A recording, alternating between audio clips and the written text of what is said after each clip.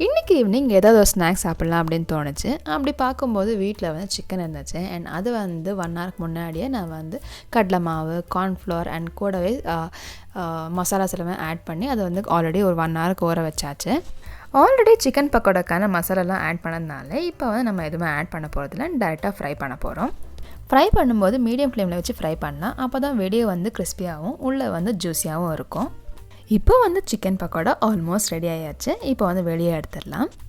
இதை வந்து கொஞ்சமாக ஆனியன் அண்ட் கொஞ்சமாக லெமன் ஜூஸ் வச்சு சாப்பிடும்போது டேஸ்ட் வந்து ரொம்ப நல்லாயிருக்கும். நான் ஆல்ரெடி சொன்ன மாதிரி இது வந்து வெளியே கிறிஸ்பியாகவும் உள்ள வந்து ஜூஸியாகவும் இருக்கும். இப்போ வந்து நம்மளோட சிக்கன் பக்கோடா கம்ப்ளீட்லி ரெடி ஆயாச்சு. அண்ட் ஈவினிங் ஸ்நாக்ஸும் கம்ப்ளீட்லி ரெடி ஆயாச்சு. இதுக்கப்புறம் நான் வந்து லெமன் ஆனியன்லாம் வச்சு சாப்பிட போகிறேன்.